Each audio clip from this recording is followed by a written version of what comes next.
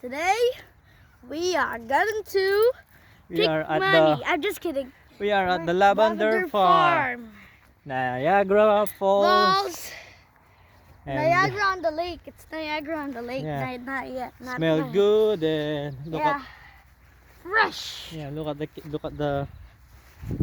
If view. you're asking where is Mom and Avian and Lola currently, they're Taking a photo shoot. a lot of photo shoots actually. We went to separate teams. So yeah. Smell good. Yes, sir. Lavender smell good. Okay, you walk and then I'll follow you. Yeah. Smell muna, smell. Smell. Oh. Oh yeah. Oh, who's this girl? Hello. Avian's girl. Hello.